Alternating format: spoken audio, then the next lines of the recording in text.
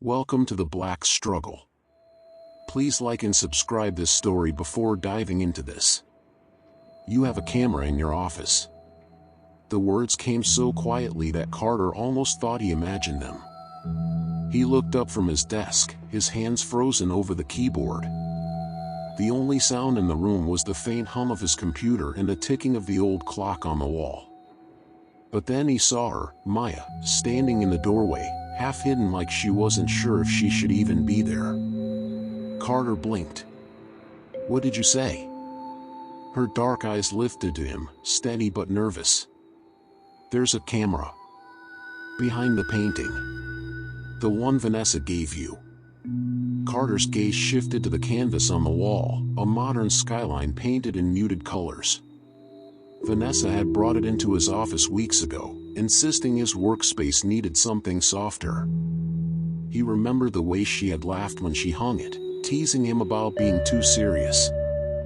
At the time, it had felt like nothing more than a gift. Now he wasn't so sure. He leaned back in his chair slowly. "Maya, what makes you think that?" She stepped closer, her sneakers brushing against the rug. "I saw a light on it at night. It blinked. And I checked it with my tablet. The signal didn't match any of your devices." Carter felt his jaw tighten. Maya was only 9, but she had always been sharp, watching, listening, noticing things most people ignored. Still, this was not the kind of thing he expected her to say. He stood, walked across the office, and lifted the painting off the wall. It came away easily. There it was. A small black lens, no larger than a pencil eraser, tucked into the curve of the frame. His stomach sank. Maya's voice broke the silence. "It's not just here. I think there are more." Carter turned to her.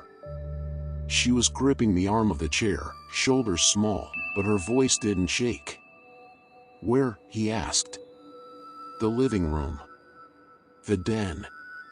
Even your bedroom," she whispered. "They all send signals late at night. I track them." He put the painting down, pressing a hand against the desk to steady himself. 6 months ago, after his brother and sister-in-law died, Maya had come to live with him. She rarely spoke more than a few words at a time. She spent hours on her tablet, solving puzzles or tinkering with gadgets, but she didn't open up. And now, here she was, telling him something even his professional security team hadn't noticed. Carter crouched in front of her. "You've been carrying this by yourself?" She nodded. "Since last week." "I didn't think you'd believe me." "I believe you," he said quietly. For the first time, she looked uncertain. "You do?" "Yes. And I should have listened sooner." Her lips didn't move, but her shoulders dropped just slightly, as if she'd been holding a weight too heavy for too long. Carter rose and stared again at the hidden lens. If Vanessa had planted one, how many more were there? He remembered her sudden interest in his office, her habit of straightening his desk, her perfect timing with coffee, her insistence on being helpful. He had thought it was love. Now it all seemed rehearsed. He turned to Maya. "From now on, we watch together. No more secrets." She gave a small nod. Carter crossed to his desk, pulling open a secure terminal. He wasn't going to wait for answers to come to him. Not anymore. Vanessa would be home soon, and this time, she wouldn't be the one doing the watching. The house felt different now. Still, quiet, yet full of questions. Carter typed quickly, opening layers of encrypted systems, preparing to trace signals himself. Behind him, Maya climbed onto the leather chair, tucking her legs beneath her. She wasn't fidgeting. She wasn't afraid. She was ready. And Carter, for the first time in a long while, felt the stir of something he hadn't allowed himself to feel: anger. Because this wasn't just about surveillance. This was betrayal. And betrayal had consequences. The cursor blinked on the screen as Carter worked, lines of code filling the monitor. He wasn't just checking for simple signals. He was digging through layers of his home network, looking for anything that didn't belong. Maya sat close by, her tablet balanced on her knees, her small fingers moving quickly as if she had been preparing for this moment all along. "I mapped some of the devices already," she said softly. She turned her tablet toward him, showing a cluster of red dots on a floor plan she had drawn of the house. "These don't match your system." Carter leaned in. There were 5 signals. 2 in his office. 1 in the living room. 1 in the guest bedroom. 1 in his master's suite. His chest grew tight, but his voice stayed calm. "You're sure?" She nodded. "They go quiet during the day, then wake up at night. Between midnight and 4. Batch transmissions. Whoever was behind this wasn't careless. They were pulling data in bursts, just enough to avoid raising suspicion. This wasn't amateur work. This was planned, professional, deliberate. Carter rubbed his jaw, thinking of Vanessa again. She had hung the painting a month ago, smiling at him with her easy charm. She had kissed him beneath it, told him she was proud of his latest contract, then poured him wine while the hidden camera blinked silently above his head. The thought made his stomach turn. A soft knock at the door startled him. He quickly minimized his screen and opened the door. Josephine, his longtime housekeeper and family friend, stood there. Her silver hair was pulled into its usual bun, her sharp eyes immediately narrowing when she saw his face. "Something's wrong," she said. "Yes," Carter admitted quietly. "Come in." Josephine stepped inside, her gaze moving between him and Maya. Maya didn't even look up, still tracing signals on her screen. "Vanessa may have planted surveillance devices," Carter said, lowering his voice. Josephine froze.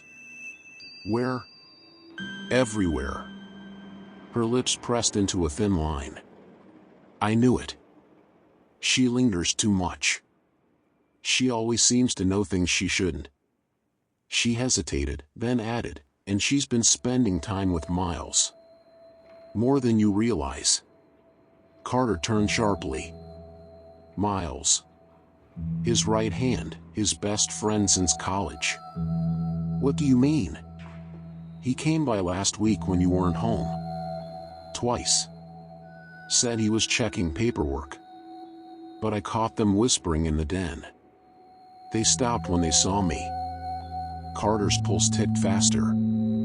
The idea of Miles, his closest friend, working with Vanessa cut deeper than he wanted to admit.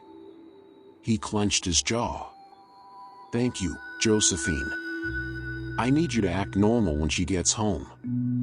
Pretend nothing is wrong." Josephine's eyes hardened. "I can pretend just fine." Before Carter could respond, Maya spoke up. "I found something."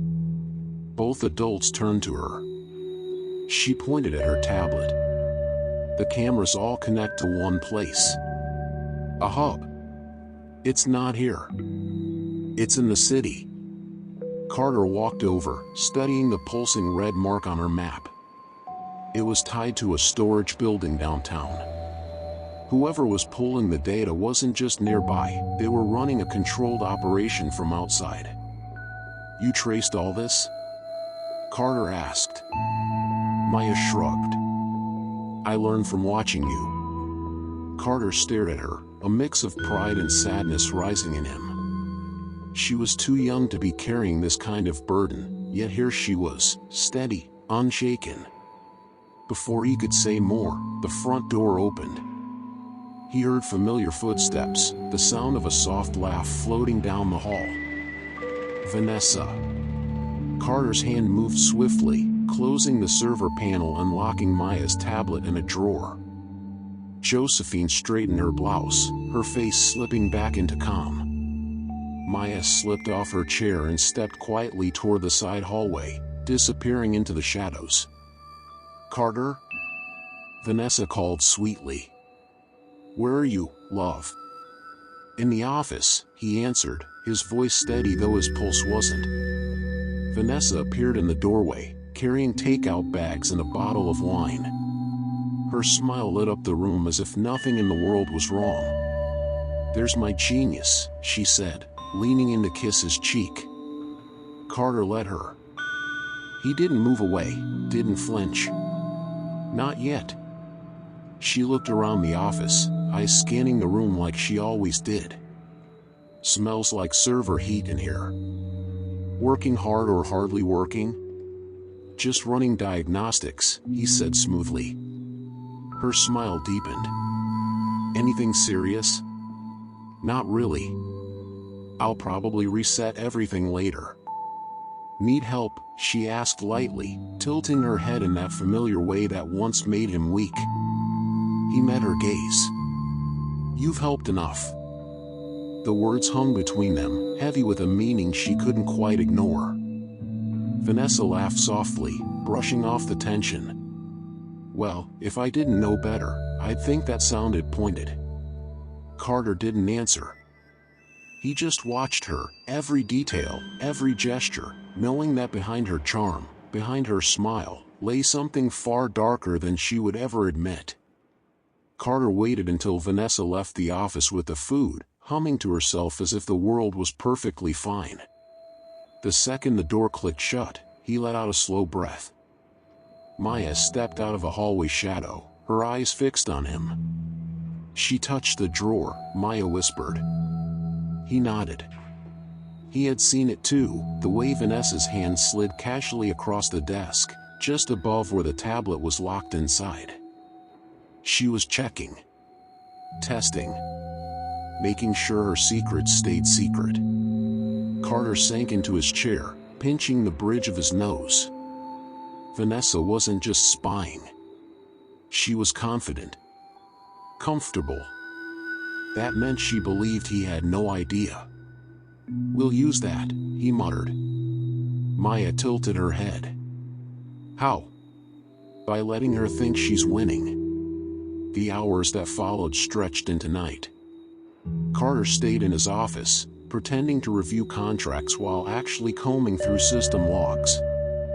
Maya sat cross-legged on the floor by the server cabinet, a blanket over her shoulders, quietly typing.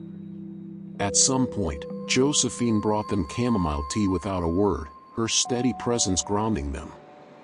Just past midnight, Maya tapped the keys quickly and said, "Uncle Carter, I found something." He wheeled his chair closer. On her screen was a trail of data packets bouncing through different servers, finally landing on a private storage firm downtown. "They're not sending everything all at once," Maya explained. "Just pieces. Like slices of information. Harder to track that way." Carter's eyes narrowed. "But you tracked it anyway." She gave a small shrug. "I just watched the patterns." He stared at her for a moment, the glow of the screen reflecting in her glasses. She wasn't just smart. She was brave. The sound of footsteps upstairs broke his thoughts. The shower started. Vanessa's nightly bath routine. The lavender scent she loved would soon fill the house like it always did. "She thinks everything's normal," Maya said quietly. Carter's voice hardened. "Then we'll keep it that way." He pulled open a hidden drawer and took out a small, secure phone. He dialed a number he hadn't used in years. "Read," he said when the line clicked. "I need you tonight." Quiet surveillance. No uniforms. The voice on the other end was sharp, controlled. "Give me the address." Carter hung up and turned to Maya. "He's an old friend. Ex-military. If Vanessa's playing a game, we'll be ready." Maya's lips pressed into a thin line. What if she knows already? Then she'll make a mistake, Carter said. And when she does, we'll catch her. The next morning, Vanessa floated through the kitchen in Carter's robe, sipping coffee as if nothing was wrong. She smiled at him across the counter, her tone light. Sleep okay? Eventually, Carter said, pulling a carton of milk from the fridge. His face gave away nothing. She tilted her head. Everything all right at work? Just thinking through a few problems. But I think I've got a solution now. Her smile faltered for just a second before returning. Good. I'd hate for anything to ruin the holidays. Maya padded into the kitchen then, hair messy from sleep. Vanessa crouched a little. Good morning, sweetheart. What are you working on today? My own project, Maya said flatly. Uncle Carter says I should stay inside. Vanessa's eyes flickered, almost too quickly to notice. Of course. That's smart. From the command trailer Reed had set up overnight in the guest house, Carter watched the exchange on a split screen. Reed leaned against the desk, arms folded. That kid's got more steel than half the people I've trained. She's been through worse than most adults, Carter replied, his eyes never leaving the screen. And she's still here. Still watching out for me. By afternoon, Carter returned home under the excuse of forgetting his laptop. He left a file labeled Neurosync Prototype wide open on his screen and walked into the kitchen. Vanessa didn't hesitate. The moment he stepped out of sight, she pulled a small scanning device from her purse and copied the file in seconds. She took the bait, Reed's voice crackled in Carter's ear. Carter poured himself a glass of water, steady and calm. Copy that. But the real test came minutes later. Miles entered through the back door, unannounced. Vanessa froze when she saw him. You said tomorrow, she hissed under her breath. Miles shook his head. We move now. He's slipping. Maya, crouched silently in the hallway with her tablet, recorded every word. Carter waited just 2 minutes more before stepping back into the living room. Vanessa and Miles turned, faces painted with forced smiles.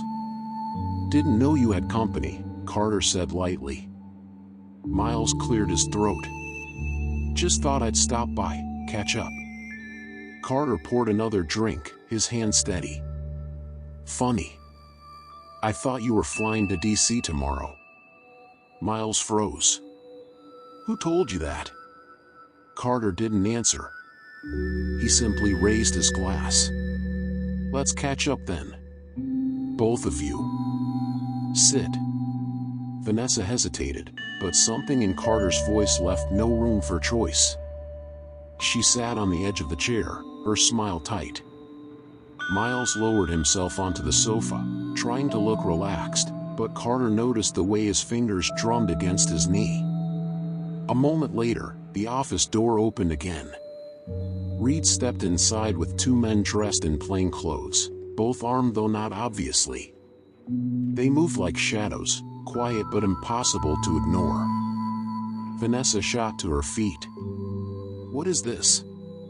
Sit, Carter said again, calmer than he felt. Vanessa's eyes darted between him and the strangers. Carter, what are you doing? This isn't funny. Funny? He set his glass on the table and pressed a button on the remote in his hand. The wall monitor blinked to life. Footage filled the screen, Vanessa copying the file, Miles taking a USB drive from her days earlier, the two of them whispering in the den. Vanessa's face drained of color. Miles shifted uneasily, his jaw clenching. You bugged me? Vanessa said, her voice rising. No, Carter answered coldly. You bugged me. I just found your devices before you did. The silence that followed was sharp, like broken glass between them. Vanessa tried again, her voice softer now. You don't understand. It wasn't supposed to be like this. I didn't mean to fall in love with you. At first it was just a job. But then, Carter cut her off. You had every choice. You walked into my home, slept in my bed, lied to a child. He pointed toward the hallway where Maya stood now, her small frame steady as stone. You thought no one was watching, but she was. Vanessa's mouth opened, but no words came out. And you, Carter turned on Miles. My best friend. My brother since college. After everything I gave you, this is what I get? Miles stood slowly, hands raised just slightly. Carter, listen. It's not what you think. No, Carter snapped. It's exactly what I think. Treason. Reed nodded once to his men. They stepped forward, reading both Vanessa and Miles their rights as they cuffed them. Neither resisted. Vanessa's eyes locked on Carter's one last time, something between anger and regret swimming in them. Maya watched silently from the hallway, her hands clasped tightly around her tablet. When the front door closed behind the betrayers, the house sank into a heavy quiet. Carter crouched down in front of her. You okay? Maya's lips trembled, but her voice was steady. Are you? He pulled her close, hugging her tightly. I am now. For the first time, Carter allowed himself to feel the weight of what had happened. The woman he thought he loved had been playing him. The friend he trusted most had been selling him out. And yet, he wasn't broken. He wasn't alone. Because Maya had been there. Later that night, Carter sat in the darkened office, the fire in the fireplace burning low. He hadn't eaten, hadn't slept. The scent of lavender still lingered faintly from upstairs, a cruel reminder of how easily he had been fooled. Maya sat nearby, wrapped in a blanket, typing quietly. Got something? She asked suddenly, her voice calm but carrying an edge of excitement. Carter rolled his chair beside her. On the screen were data logs, traces of files moving to offshore servers hidden behind shell companies. She wasn't freelancing, Maya explained. She was working for someone bigger. A company competitor. Look. Carter stared at the data and recognized it immediately, the watermark of Orionex, his greatest rival. Vanessa wasn't just lying to me, he whispered. She was an agent. Maya turned her head slowly toward him. So it's not over? He shook his head. No. It's just beginning. The flames in the fireplace cracked softly. Outside, the night pressed close against the glass.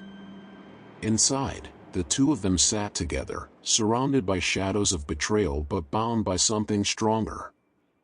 They weren't done fighting. Not by a long shot. Morning light spilled through the tall windows, but the house didn't feel any warmer. Carter sat at the edge of his bed, still in yesterday's clothes, his thoughts heavy. He hadn't turned on his phone, hadn't opened his laptop. He just sat there, staring at the floor, trying to make sense of how close he had come to losing everything.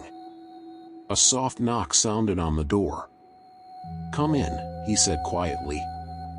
Maya stepped in, her oversized hoodie hanging off her small frame, a steaming mug clutched carefully in her hands. I made coffee. The way you made it for me last week.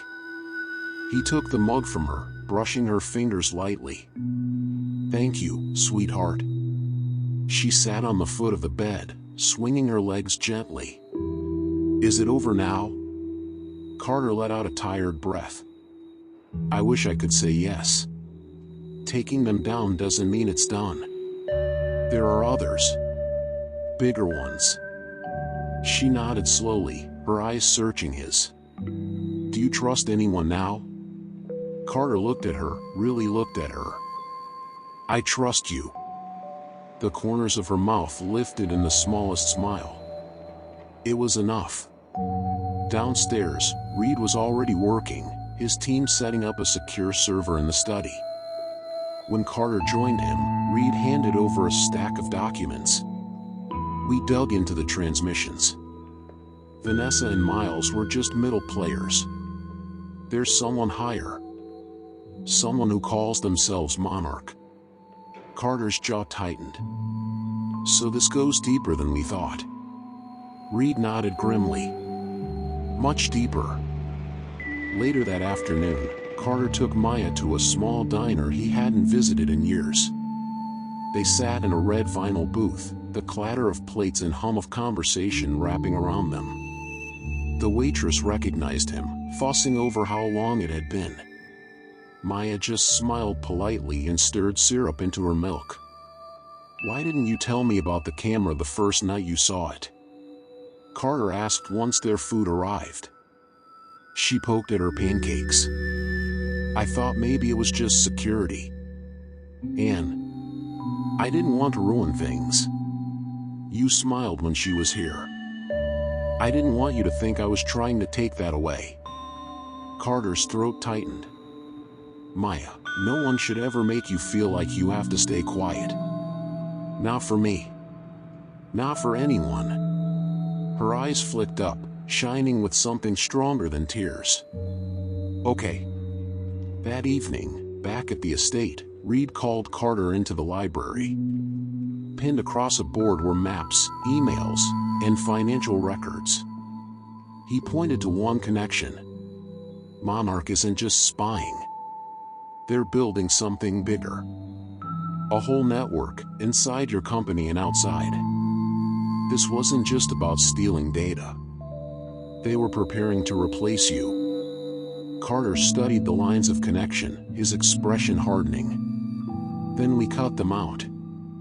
Every last one. Hours later, when the house had gone quiet, Carter stood in the doorway of Maya's room. She was curled under the blankets, her tablet resting on the nightstand, a stuffed bear tucked in her arm. For the first time in months, she looked peaceful. Safe. He leaned against the doorframe, whispering to himself. You saved me, kiddo. The next morning, as the sun rose over the city, Carter stood in his office with Maya at his side. She wore a blazer far too big for her, clutching a folder labeled proposal. When the receptionist at Hyan smiled and said, Good morning, Mr. William, Carter nodded toward Maya. Today she gets her own desk, he said. Maya's eyes widened. Really? Really, Carter replied with a grin. This company is under new management. They walked together down the long hallway, side by side. Carter's steps were firm, his head high. Maya's sneakers squeaked softly on the polished floor, but she didn't seem nervous. She belonged here now. Because in the middle of betrayal, in the wreckage of lies, they had found the one thing stronger than fear. Trust. And that was enough to start again.